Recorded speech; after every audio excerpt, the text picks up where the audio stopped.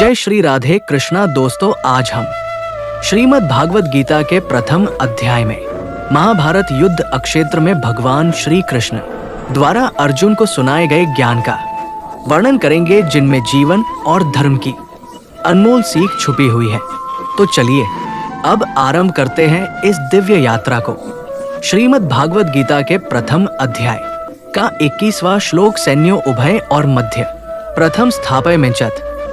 इस श्लोक के अर्थ में अर्जुन अपने सारथी भगवान श्री कृष्ण से कहते हैं कि आप मेरा रथ दोनों सेनाओं के बीच ले चलिए। ये सुन भगवान श्री कृष्ण अर्जुन से कहते हैं, पार्थ, जब तुम मुझसे कहते हो कि रथ को दोनों सेनाओं के बीच ले चलूं, तब तुम केवल एक योद्धा नहीं रह जाते, तुम एक साधक बन जाते हो। तुम युद्ध से पहले शस्त्र नहीं दृष्टि उठाना चाहते हो।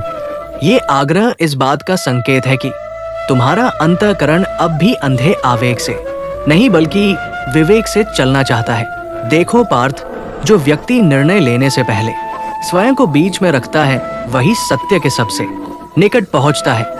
सेनाओं के मध्य खड़ा होना केवल भौगोलिक स्थिति नहीं है, ये मन की स्थिति है। एक ओर कर्तव्य का शोर है, दूसरी ओर संबंधों की पुकार। तुम इन दोनों के बीच खड़े होकर ये समझना चाहते हो कि तुम्हें किस ओर जाना है। यही विवेक का पहला चरण है। पार्थ, जीवन में जब भी कोई बड़ा निर्णय सामने आता है तब मन प्राय किसी एक पक्ष की ओर खींच जाता है, या तो भावनाओं की ओर या फिर कर्तव्य की कठोरता की ओर। पर जो व्यक्ति दोनों को सामने रखकर बिना आंखें चुराए सत्य को देखता है वही वास्तव में साहसी होता है। तुम मुझसे यही मांग रहे हो कि मैं तुम्हें पलायन नहीं प्रत्यक्ष दर्शन का मार्ग दूं। मैं जानता हूं पार्थ कि जो तुम देखने जा रहे हो वो तुम्हें तोड़ेगा, पर याद रखो, जो सत्य तोड़ देता है वही सत्य बाद में जोड़ने की शक्ति भी देता है। बिना टूटे हुए मन में कोई दिव्य ज्ञान प्रवेश नहीं कर सकता। इसलिए मैं तुम्हें बीच में ले जा रहा हूं, जहां ना तुम पूरी तरह युद्ध में होना, उससे बाहर जहां प्रश्न अभी जीवित है। पार्थ, ये रथ जब दोनों सेनाओं के बीच रुकेगा तब केवल घोड़े नहीं थमेंगे, तुम्हारे भीतर भागता हुआ मन भी ठहरेगा। उसी ठहराव में तुम्हें अपने भय, अपनी करुणा, अपने मोह और अपने कर्तव्य सब एक साथ दिखाई देंगे। और जब सब दिखाई देता है तभी भ्रम टूटता है। याद रखो पार्थ, जो निर्णय स्पष्टता से लिया जाता है उसका भार कभी भारी नहीं होता, पर जो निर्णय अधूरी दृष्टि से लिया जाए वो विजय में भी ग्लानि दे जाता है। तुम सत्य को पास से देखना चाहते हो, इसीलिए तुम योग्य हो उपदेश के। इसलिए पार्थ, रथ को बीच में खड़ा करना तुम्हारी कमजोरी नहीं, ये तुम्हारी चेतना का जागरण है। युद्ध तो बाहर होगा, पर वास्तविक युद्ध अभी भीतर आरंभ हुआ है। और जहां भीतर का युद्ध शुरू होता है वहीं से गीता का जन्म होता है। 22वां श्लोक यावदेतान निरीक्षेहम योद्धमान अवस्थितान कैर्मयास योद्धव्यमस्मिन् रण समुद्र में। इस श्लोक के भाव में श्री कृष्ण कहते हैं, जब अर्जुन कहता है कि वो देखना चाहता है कि किन किन से उसे युद्ध करना है, तब ये केवल आंखों से देखने की इच्छा नहीं होती। उस क्षण उसके भीतर का मनुष्य उसके भीतर के योद्धा से प्रश्न करता है। श्री कृष्ण अर्जुन के इस आग्रह को समझते हैं और जानते हैं कि ये जिज्ञासा नहीं बल्कि एक गहरा आत्मिक संकट है। अर्जुन ये जानना चाहता है कि जिन पर उसका बाण चलेगा क्या वे केवल शत्रु हैं या उसके जीवन की स्मृतियों से जुड़े हुए अपने ही लोग हैं। श्री कृष्ण अर्जुन को ये बोध कराते हैं कि जब तक युद्ध केवल अजनबियों से होता है तब तक साहस सरल लगता है, पर जब वही युद्ध अपनों से हो तब मन कांपने लगता है। अर्जुन का ये कांपना उसकी कमजोरी नहीं बल्कि उसकी संवेदनशीलता का प्रमाण है। उसका हृदय अभी कठोर नहीं हुआ है, इसलिए वह प्रहार से पहले देखना चाहता है, समझना चाहता है और भीतर से तैयार होना चाहता है। अर्जुन के मन में उठ रहा ये प्रश्न वास्तव में युद्ध से अधिक कर्तव्य से जुड़ा हुआ है। वो जानना चाहता है कि इस रणभूमि में खड़े लोग किस उद्देश्य से आए हैं और किसके लिए अपने प्राण देने को तैयार है। श्री कृष्ण समझाते हैं कि जब मनुष्य अपने कर्म के परिणामों को स्पष्ट रूप से देखना चाहता है तभी वो वास्तव में उत्तरदायी बनता है। बिना देखे किया गया कर्म केवल प्रतिक्रिया होता है, जबकि देखकर किया गया कर्म चेतना से जन्म लेता है। श्री कृष्ण अर्जुन को बताते हैं कि ये युद्ध केवल बाहरी नहीं है, बाहर शंखनाद और अस्त्रों की तैयारी है, पर भीतर स्मृतियां, संबंध और भावनाएं टकरा रही है। अर्जुन जिन योद्धाओं को देख रहा है केवल शरीर नहीं है, वे उसके अतीत के जीवित चित्र हैं। इसी कारण उसका मन बार बार रुक रहा है और उसका हृदय भारी होता जा रहा है। कृष्ण अर्जुन को ये भी समझाते हैं कि धर्म का मार्ग कभी सरल नहीं होता। यदि धर्म चुनना आसान होता तो किसी को भी द्वंद्व का सामना न करना पड़ता। अर्जुन का ये द्वंद्व ही प्रमाण है कि वो धर्म के मार्ग पर खड़ा है। मोह और करुणा उसे रोक रहे हैं, पर यही करुणा आगे चलकर उसे सत्य को समझने की क्षमता भी देगी। अर्जुन जब पूछता है कि उसे किनके साथ युद्ध करना है, तब वो वास्तव में ये पूछ रहा होता है कि क्या वो अपने ही संबंधों और स्मृतियों के विरुद्ध खड़ा हो सकता है। श्री कृष्ण उसे ये बोध कराते हैं कि युद्ध से बचना सरल है, पर कर्तव्य से भागना जीवन भर का बोझ बन जाता है। जो प्रश्न आज अर्जुन के भीतर उठ रहा है, यदि वह दबा दिया जाए तो वो उसे कभी शांति नहीं लेने देगा। श्री कृष्ण अंत में अर्जुन को ये समझाते हैं कि देखना आवश्यक है। सत्य से आंख चुराकर कोई भी महान निर्णय नहीं लिया जा सकता। जब अर्जुन अपने सामने खड़े लोगों को पूरी सच्चाई के साथ देख लेगा, तभी उसके भीतर का भ्रम टूटेगा। उसी क्षण से वो उपदेश के योग्य बनेगा और वहीं से गीता का वास्तविक प्रवाह आरंभ होगा। 23वां श्लोक। योत्स्यमान वेक्षहम यतेत्र समागता धत राष्ट्रस्य दुर्बुद्धि युद्धे प्रिय चिकीर्षवेस। श्लोक के माध्यम से श्री कृष्ण कहते हैं, जब अर्जुन अपनी दृष्टि रणभूमि में फैलाता है, तब उसे जो दिखाई देता है वो केवल शस्त्रों से सुसज्जित सेनाएं नहीं होती, उसे अपने ही लोग दिखाई देते हैं। वे चेहरे जिन्हें उसने प्रेम, सम्मान और अपनापन दिया था, वे लोग जो कभी उसके साथ हंसे थे, आज दुर्बुद्धि दुर्योधन की इच्छा पूरी करने के लिए युद्ध को तैयार खड़े हैं। ये दृश्य अर्जुन के मन को गहरे स्तर पर झकझोर देता है, क्योंकि उसे पहली बार ये अनुभव होता है कि निकटता और सत्य हमेशा एक दिशा में नहीं चलते। अर्जुन ये देखकर भीतर से टूटने लगता है कि लोग किसी के पक्ष में खड़े हो सकते हैं बिना ये सोचे कि वह पक्ष न्याय का है या अन्याय का। श्री कृष्ण अर्जुन को समझाते हैं कि मनुष्य अक्सर संबंध, भय, लालच या स्वार्थ के कारण विवेक को त्याग देता है। जब विवेक सो जाता है, तब दुर्बुद्धि नेतृत्व करने लगती है और भीड़ उसी के पीछे चल पड़ती है। इस क्षण अर्जुन को ये सत्य पहली बार प्रत्यक्ष रूप में दिखाई देता है। श्री कृष्ण अर्जुन को ये भी बताते हैं कि संख्या कभी भी धर्म का प्रमाण नहीं होती। सत्य हमेशा बहुमत के साथ नहीं चलता। कई बार धर्म अकेला खड़ा होता है और अधर्म विशाल समूह में बदल जाता है। अर्जुन जिन लोगों को देख रहा है, वे केवल योद्धा नहीं है, वे उस मानसिकता का प्रतीक है जो शक्ति और सत्ता के आगे सत्य को झुका देती है। अर्जुन का हृदय इस कारण अधिक पीड़ा अनुभव करता है, क्योंकि ये लोग शत्रु नहीं है। वे जानते हुए भी कि दुर्योधन का उद्देश्य अन्यायपूर्ण है, उसके लिए युद्ध करने को तैयार है। ये देखना अर्जुन को ये सोचने पर मजबूर करता है कि मनुष्य जब किसी का प्रिय बनने की चाह में अपने आत्मधर्म को त्याग देता है, तब वो स्वयं का सबसे बड़ा शत्रु बन जाता है।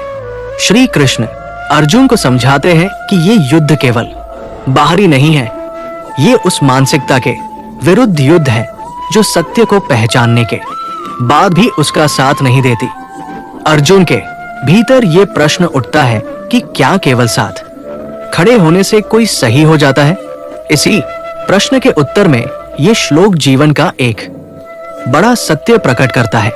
सत्य का मार्ग अकेला हो सकता है, पर वो कभी भ्रमित नहीं होता।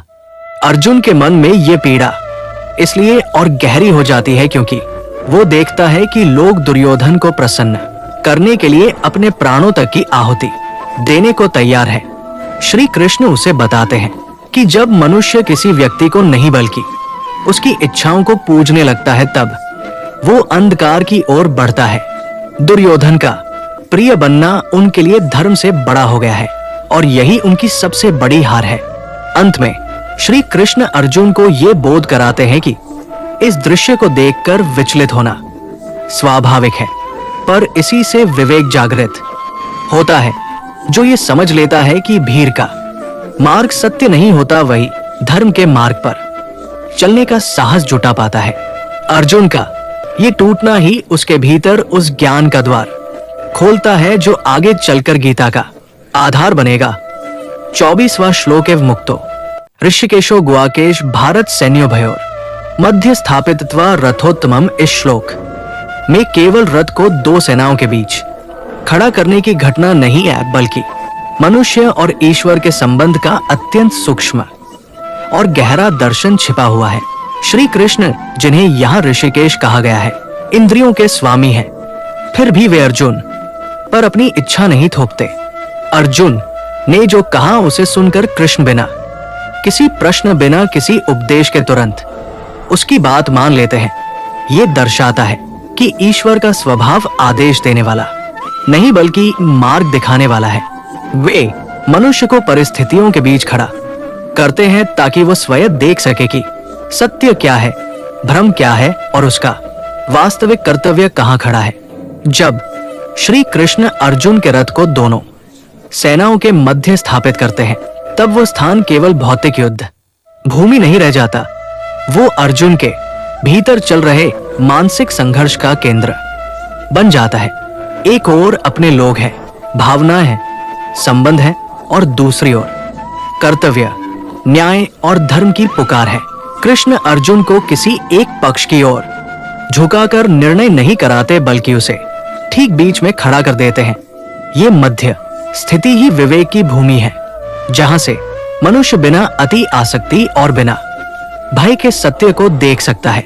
इस श्लोक का संदेश ये भी है कि सच्चा मार्गदर्शक वही होता है जो हमारे लिए निर्णय नहीं करता बल्कि हमें निर्णय लेने योग्य बनाता है। श्री कृष्ण जानते हैं कि यदि वे स्वयं अर्जुन को युद्ध का आदेश देंगे तो वो केवल आज्ञाकारी बनेगा, जागरूक नहीं।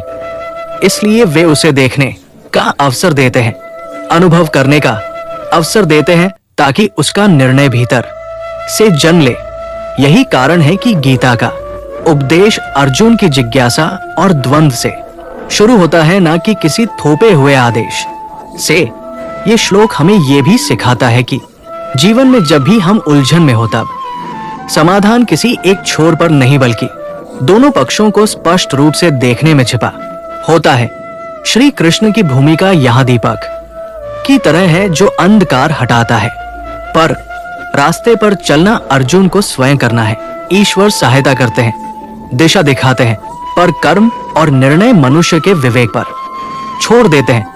यही स्वतंत्रता मनुष्य की सबसे बड़ी जिम्मेदारी भी है और सबसे बड़ा वरदान भी। 25वां श्लोक भीष्म द्रोण प्रमुखतः सर्वेश्च महिक्षताम् उवाच पार्थ पश्यतान संवेतान कुरुन्ति। इस श्लोक में युद्ध का दृश्य केवल बाहरी टकराव नहीं रह जाता बल्कि अर्जुन के जीवन का सबसे गहरा आत्मिक संकट बन जाता है। भीष्म और द्रोण जैसे नाम सुनते ही अर्जुन के भीतर सम्मान, कृतज्ञता और प्रेम की परतें एक साथ जाग उठती है। भीष्म पितामह उसके लिए केवल एक योद्धा नहीं है, वे वंश की परंपरा, त्याग और मर्यादा का जीवित प्रतीक है। द्रोणाचार्य केवल गुरु नहीं बल्कि वो आधार है जिन पर अर्जुन की पूरी पहचान टिकी है, जिनसे उसने विद्या पाई, जिनके आशीर्वाद से वो महान धनुर्धर बना। आज वही लोग उसके सामने शस्त्र उठाए खड़े हैं। ये दृश्य अर्जुन के भीतर एक गहरी टूटन पैदा करता है, क्योंकि यहाँ युद्ध केवल शरीरों का नहीं, भावनाओं और मूल्यों का हो गया है। श्री कृष्ण का वाक्य पश्यतान संवेतान कुरून अत्यंत सरल प्रतीत होता है, पर उसका प्रभाव अत्यंत तीव्र है।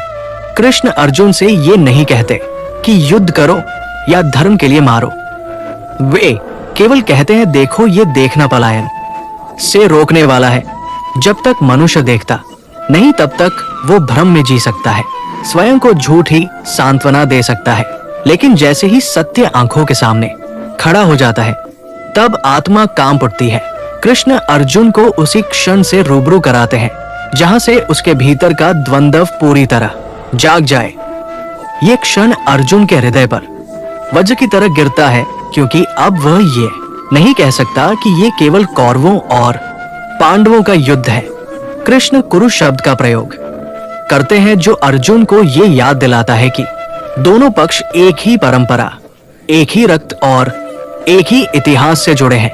ये शब्द अर्जुन के भीतर अपराध बोध, करुणा और भय तीनों को एक साथ जगा देता है। अब उसके लिए शत्रु और अपने के बीच की रेखा धुंधली हो जाती है। यही वो बिंदु है जहां अर्जुन का धनुष भारी होने लगता है और उसका मन युद्ध से हटने लगता है। इस श्लोक का गढ़ अर्थ ये भी है कि जीवन में सबसे कठिन निर्णय वही होते हैं जहां सामने खड़ा व्यक्ति गलत नहीं होता, फिर भी उसके विरुद्ध खड़ा होना पड़ता है। श्री कृष्ण अर्जुन को ये सिखा रहे हैं कि धर्म का मार्ग हमेशा भावनात्मक रूप से सुखद नहीं होता। कई बार धर्म वही होता है जो हृदय को सबसे अधिक कष्ट देता है।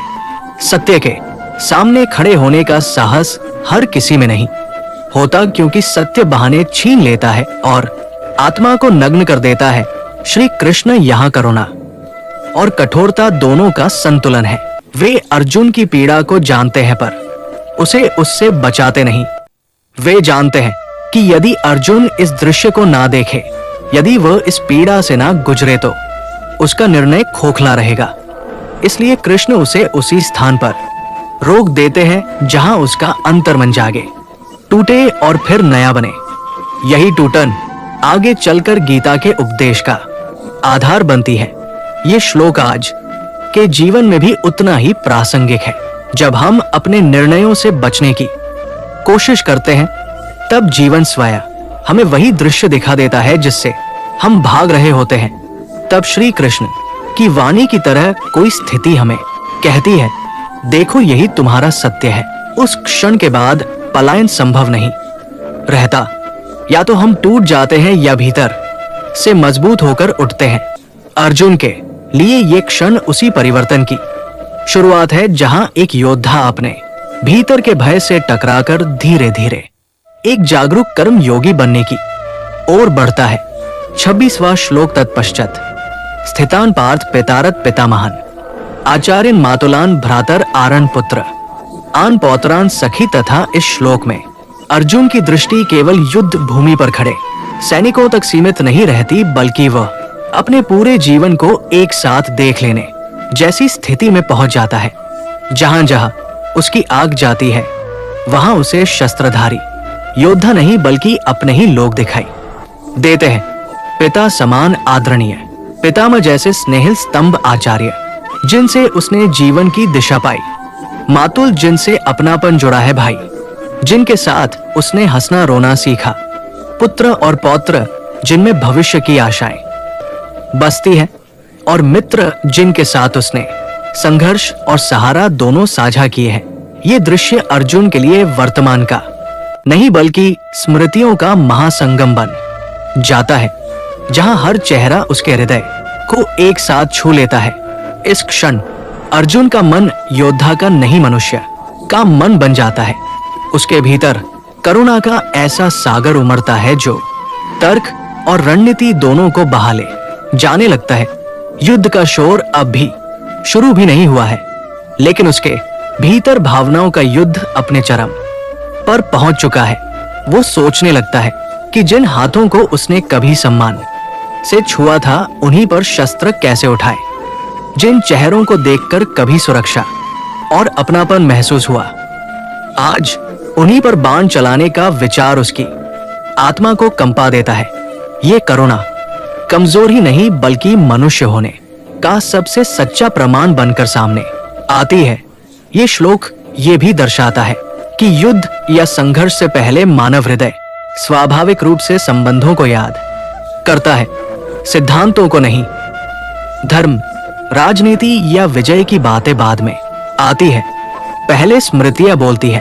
अर्जुन के लिए ये क्षण उन सभी रिश्तों का पुनः जीवित हो जाना है जिन्हें समय और परिस्थिति ने पीछे छोड़ दिया था। वो समझ जाता है कि युद्ध केवल शत्रुओं को मारना नहीं है, बल्कि अपने ही अतीत के टुकड़ों को तोड़ना है। यही अनुभूति उसके हाथों को भारी और उसके मन को शिथिल कर देती है। इस श्लोक का गहरा संदेश यह है कि करुणा मनुष्य की सबसे स्वाभाविक प्रतिक्रिया है, लेकिन वही करुणा कभी कभी निर्णय को रोक भी देती है। अर्जुन के भीतर उठी ये भावनात्मक बाढ़ आगे चलकर उसके विषाद का कारण बनती है, पर यही विषाद गीता के ज्ञान का द्वार भी खोलता है। यदि अर्जुन के हृदय में ये करुणा न जागती तो वो केवल एक योद्धा बनकर रह जाता, जिज्ञासु शिष्य नहीं बन पाता। श्री कृष्ण इसी मानवीय करुणा को नकारते नहीं बल्कि उसे परिष्कृत कर धर्म और कर्तव्य की ऊंचाई तक ले जाते हैं। आज के जीवन में भी ये श्लोक हमें ये सिखाता है कि जब हम किसी बड़े निर्णय के सामने खड़े होते हैं तब हमारे भीतर सबसे पहले रिश्ते बोलते हैं। मनुष्य चाहे कितना भी कठोर बनने की कोशिश करे, उसका हृदय पहले अपनापन तलाशता है। अर्जुन की तरह हम भी कभी कभी संबंधों और कर्तव्य के बीच फंस जाते हैं। ये श्लोक हमें याद दिलाता है कि उस क्षण की करुणा से भागना नहीं चाहिए, क्योंकि वही करुणा आगे चलकर हमें अधिक जागरूक, अधिक मानवीय और अधिक जिम्मेदार निर्णय की ओर ले जाती है। 27वां श्लोक शसुरान सुदैव सैन्यो भयो रपीतान समीक्षस कौन्ते सर्वान बंधुवस्थितान। इस श्लोक में अर्जुन की दृष्टि और भी व्यापक हो जाती है। अब उसके सामने केवल पिता, गुरु या भाई ही नहीं, बल्कि ससुर, सुहृद और दोनों सेनाओं में खड़े वे सभी लोग आ जाते हैं जिनसे उसका किसी न किसी रूप में संबंध रहा है। ये क्षण उसे ये एहसास कराता है कि इस युद्ध भूमि में वास्तव में कोई भी पूर्णतः अजनबी नहीं है। हर चेहरा किसी स्मृति से जुड़ा हुआ है, हर नाम किसी संबंध की डोर से बंधा है। अर्जुन के लिए ये दृश्य केवल सैनिकों की पंक्तियां नहीं बल्कि रिश्तों का बिखरा हुआ संसार बन जाता है जो एक दूसरे के सामने शस्त्र खड़ा है। जब अर्जुन दोनों सेनाओं में अपने ही लोगों को देखता है तब उसके भीतर की विभाजन रेखाएं टूटने लगती है। शत्रु और अपने का अंतर धुंधला हो जाता है। उसे ये समझ में आने लगता है कि युद्ध की भाषा सरल होती है, जीत या हार, लेकिन मानव हृदय की भाषा कहीं अधिक जटिल होती है। जिन लोगों के साथ उसने जीवन में हंसी, सलाह, सहयोग और विश्वास साझा किया था, आज वही लोग दो विपरीत ध्वजों के नीचे खड़े हैं। ये दृश्य अर्जुन को भीतर तक हिला देता है, क्योंकि अब वो किसी एक पक्ष को पूर्णतः गलत या सही नहीं ठहरा पाता। ये श्लोक इस सत्य को उजागर करता है कि अधर्म का युद्ध सबसे पहले रिश्तों को तोड़ता है, समाज को नहीं। जब अन्याय बढ़ता है तो उसका पहला प्रहार मनुष्यता पर होता है। अर्जुन ये देखकर व्यथित होता है कि सत्ता, अहंकार और लालसा ने कैसे अपनों को ही एक दूसरे का शत्रु बना दिया है। यह युद्ध भूमि केवल हथियारों से भरी जगह नहीं रह जाती, बल्कि टूटी हुई संवेदनाओं और बिखरे हुए संबंधों का प्रतीक बन जाती है। अर्जुन का मन इस विचार से भर उठता है कि इस युद्ध में चाहे जो जीते हार अंतः रिश्तों की ही होगी। अर्जुन के लिए ये क्षण आत्मबोध का क्षण भी है। वो स्वयं को इन सभी संबंधों के बीच खड़ा पाता है, जैसे वो दो दुनियाओं के बीच फंस गया हो। एक ओर उसका धर्म है, दूसरी ओर उसका अपनापन। ये द्वंद्व उसे ये सोचने पर मजबूर करता है कि क्या कोई ऐसा युद्ध हो सकता है जिसमें विजय के बाद भी हृदय शांति में रहे। अर्जुन के भीतर उठता ये प्रश्नों से साधारण योद्धा से एक संवेदनशील विचारक की ओर ले जाता है। ये श्लोक ये भी बताता है कि मनुष्य जब समग्र दृष्टि से देखता है तब उसे सच्चाई अधिक स्पष्ट दिखाई देती है। अर्जुन केवल अपने पक्ष के लोगों को नहीं देख रहा, वो दोनों सेनाओं में खड़े सभी बंधुओं को देख रहा है। ये दृष्टि पक्षपात से मुक्त है और करुणा से भरी हुई है। इसी व्यापक दृष्टि के कारण अर्जुन का हृदय भारी हो जाता है, क्योंकि अब वह ये समझने लगता है कि यह संघर्ष किसी एक व्यक्ति या समूह का नहीं बल्कि पूरे कुल और समाज का संकट है। इस श्लोक का गहरा संदेश ये है कि जब रिश्ते टूटते हैं तब केवल वर्तमान नहीं, भविष्य भी घायल होता है। पुत्र और पौत्र जिनके रूप में आने वाली पीढ़ियां खड़ी हैं, वे भी इस संघर्ष की छाया में आ जाती है। अर्जुन को यह भय सताने लगता है कि इस युद्ध के बाद जो बचेगा वो केवल वीरता की कहानियां होंगी, लेकिन परिवारों की गर्माहट और विश्वास की नींव कमजोर हो जाएगी। ये चिंता अर्जुन की करुणा को और गहरा कर देती है।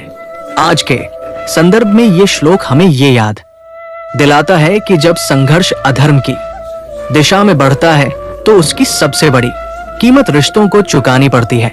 अर्जुन का ये देखना हमें सिखाता है कि किसी भी निर्णय से पहले हमें ये समझना चाहिए कि उसका प्रभाव केवल आज पर नहीं बल्कि हमारे संबंधों और समाज की आत्मा पर भी पड़ेगा। यही चेतना अर्जुन के विषाद की जड़ है और यही विषाद आगे चलकर श्री कृष्ण के उपदेश का कारण बनता है, जहां धर्म का अर्थ केवल युद्ध नहीं बल्कि रिश्तों और मनुष्यता की रक्षा भी बन जाता है। 28वां श्लोक कृपया पर्या विष्टो विशद निदम्वी दृष्टम स्वजन कृष्ण युत्सु समुपस्थितम। इस श्लोक में अर्जुन की आंतरिक अवस्था पूरी तरह सतह पर आ जाती है। अब वो केवल देखने वाला योद्धा नहीं रह जाता बल्कि करुणा से अभिभूत एक संवेदनशील मनुष्य बन जाता है। उसके भीतर भावनाओं का ऐसा प्रवाह उठता है जिसे वो रोक नहीं पाता। आंखों के सामने खड़े अपने ही लोगों को युद्ध के लिए तैयार देखकर उसका मन टूटने लगता है। यही वो क्षण है जब अर्जुन का मौन समाप्त होता है और उसका विषाद शब्दों का रूप ले लेता है। ये विषाद किसी दुर्बलता का संकेत नहीं बल्कि उस हृदय की अभिव्यक्ति है जो दूसरों के दुख को अपना दुख मानने की क्षमता रखता है। अर्जुन का विस्तन होना उसके भीतर के संघर्ष को और गहरा कर देता है। वो कृष्ण से जो कहता है उसमें भय से अधिक करुणा है। उसे अपने प्राणों की चिंता नहीं बल्कि उन चेहरों की चिंता है जो उसके सामने खड़े हैं। वो देखता है कि युद्ध की आकांक्षा ने कैसे अपनों को आमने सामने खड़ा कर दिया है। इस दृश्य को देखकर उसके भीतर एक प्रश्न उठता है कि क्या इस संघर्ष में किसी की वास्तविक जीत संभव है। उसकी पीड़ा इसलिए तीव्र है क्योंकि वह इस युद्ध के परिणामों को केवल आज तक सीमित नहीं देखता बल्कि आने वाले समय की टूटन को भी महसूस करता है। ये श्लोक ये दर्शाता है कि करुणा तब जन्म लेती है जब मनुष्य दूसरे को केवल दूसरा नहीं बल्कि अपना मानकर देखता है। अर्जुन के लिए सामने खड़े लोग केवल योद्धा नहीं हैं, वे स्वजन हैं जिनसे उसका जीवन, उसका अतीत और उसकी पहचान जुड़ी हुई है। इसीलिए उसका हृदय भारी हो जाता है। ये करुणा उसे स्थिर नहीं रहने देती बल्कि उसे भीतर से झकझोर देती है। यही झकझोर आगे चलकर उसे प्रश्न पूछने, संदेह करने और सत्य की खोज की ओर ले जाता है। अर्जुन का विषाद ये भी स्पष्ट करता है कि सच्ची संवेदना निर्णय से पहले आती है। जब तक हृदय नहीं कांपता तब तक विवेक पूरी तरह जागता नहीं। अर्जुन का मन पहले टूटता है फिर सोचता है। यही कारण है कि गीता का ज्ञान किसी शुष्क उपदेश से शुरू नहीं होता बल्कि करुणा और पीड़ा की भूमि से जन्म लेता है। अर्जुन की ये अवस्था ये संकेत देती है कि ज्ञान वही सार्थक होता है जो मनुष्य के दुख को समझकर प्रकट हो। इस श्लोक में श्री कृष्ण की भूमिका मौन दर्शक की है। वे अर्जुन की करुणा को रोकते नहीं, उसका उपहास नहीं करते और उसे तुरंत कमजोरी कहकर खारिज भी नहीं करते। वे जानते हैं कि यही विषाद आगे चलकर अर्जुन को गहरे सत्य तक ले जाएगा। कृष्ण का ये मौन अत्यंत अर्थपूर्ण है क्योंकि वे अर्जुन को अपनी पीड़ा को पूरी तरह महसूस करने का अवसर देते हैं। बिना इस अनुभूति के कोई भी उपदेश केवल शब्दों का भार बनकर रह जाता। ये प्रसंग हमें ये सिखाता है कि जीवन में जब हम अत्यंत कठिन निर्णयों के सामने खड़े होते हैं, तब करुणा का जागना स्वाभाविक है। समाज अक्सर करुणा को दुर्बलता समझ लेता है, लेकिन वास्तव में वही मनुष्य को मनुष्य बनाती है। अर्जुन का विषाद हमें ये याद दिलाता है कि कठोरता से लिया गया निर्णय भले ही तात्कालिक रूप से सही लगे, पर उसमें दीर्घकालिक शांति का अभाव हो सकता है। करुणा उस शांति का बीज होती है जो विवेक को सही दिशा देती है। आज के समय में ये श्लोक हमें अपने भीतर झांकने का अवसर देता है। जब हम संघर्ष, प्रतिस्पर्धा या टकराव की स्थितियों में होते हैं, तब यदि हमारा हृदय भी अर्जुन की तरह करुणा से भर उठता है, तो उसे दबाना नहीं चाहिए। वही करुणा हमें जल्दबाजी से बचाती है और हमें अधिक मानवीय निर्णय लेने की शक्ति देती है। अर्जुन का ये विषाद अंत नहीं, बल्कि परिवर्तन की शुरुआत है। एक ऐसी शुरुआत जहां से कर्म, ज्ञान और करुणा एक दूसरे से जुड़कर जीवन को अर्थ देते हैं। 29वां श्लोक, सीदंत मम गात्रान मुखम च परशुष्यति वे पथुष्य शरीरे मेरो महर्षस। जायते इस श्लोक में अर्जुन के मन और शरीर के बीच गहरा संबंध स्पष्ट रूप से प्रकट होता है। केवल मन की पीड़ा ही नहीं, बल्कि उसका शरीर भी उस पीड़ा का प्रतिबिंब बनने लगता है। जब अर्जुन अपने सामने अपने स्वजन और गुरु देखता है, तब उसके भीतर उठने वाला करुणा और द्वंद्व इतना तीव्र होता है कि उसका शरीर स्वतः प्रतिक्रिया देने लगता है। सीदंत मम गात्रान का अर्थ यह है कि उसके हाथ पैर भारी हो गए हैं, मानो शक्ति ही छिन गई हो। मुखन च परिशुष्यति ये संकेत है कि उसके चेहरे पर तनाव और थकान स्पष्ट दिखाई देने लगी है। ये केवल शारीरिक कमजोरी नहीं, बल्कि मानसिक संघर्ष का दर्पण है। अर्जुन के शरीर की ये प्रतिक्रिया ये बताती है कि मन जब भय, करुणा और उलझन से भर जाता है, तो वो शरीर को भी नियंत्रण में नहीं रख पाता। जैसे ही हृदय में विषाद और भय उठता है, रक्त संचार धीमा पड़ता है, मांसपेशियां सुन्न होने लगती हैं और श्वास कठिन हो जाती है। ये मानव मन और शरीर की उस अद्भुत एकता को दिखाता है जहां आंतरिक संघर्ष तुरंत बाहरी शक्ति और सामर्थ्य को प्रभावित कर देता है। अर्जुन के लिए ये अनुभव ये दर्शाता है कि युद्ध केवल बाहरी नहीं, आंतरिक भी होता है, और अक्सर आंतरिक संघर्ष बाहरी बल से कहीं अधिक शक्तिशाली होता है। वे पथुष्ट शरीर में ये पंक्ति अर्जुन की संवेदनशीलता और मानवीयता को और उजागर करती है। वो केवल एक योद्धा नहीं है, बल्कि एक संवेदनशील मनुष्य भी है।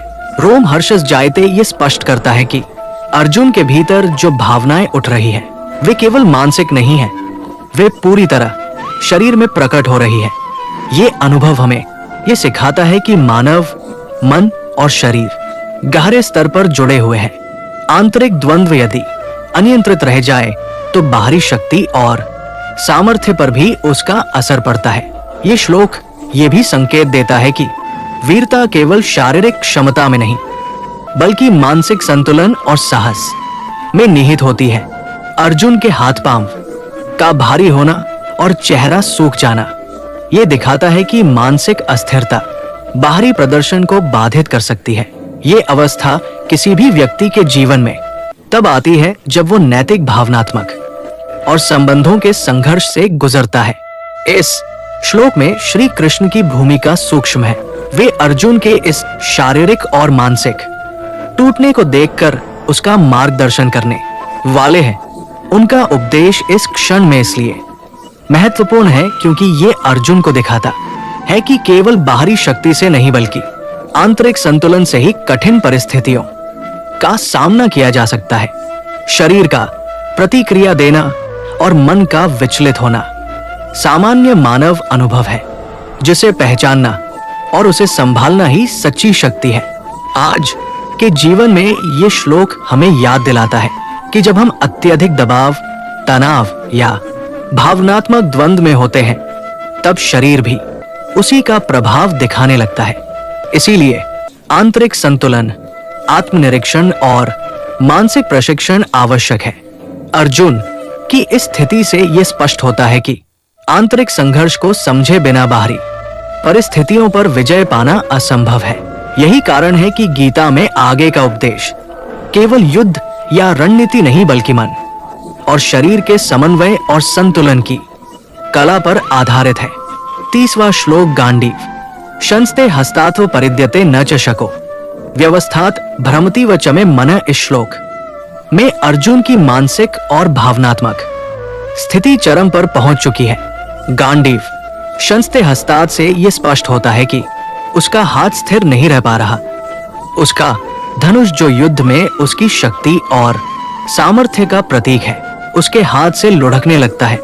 ये केवल शारीरिक कमजोरी का संकेत नहीं है बल्कि आंतरिक द्वंद्व और उलझन की व्याख्या भी है।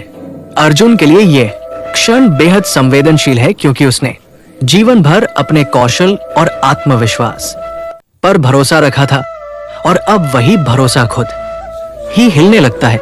त्वक्चैव परिधते ये बताता है कि केवल हथियार ही नहीं बल्कि उसका शरीर और मन भी तनाव और पीड़ा के बोझ तले जल रहे हैं। अर्जुन का ये अनुभव हमें ये समझाता है कि जब मन स्पष्ट उद्देश्य या स्थिर विश्वास से रहित हो तो सबसे मजबूत अस्त्र भी बोझ बन जाता है।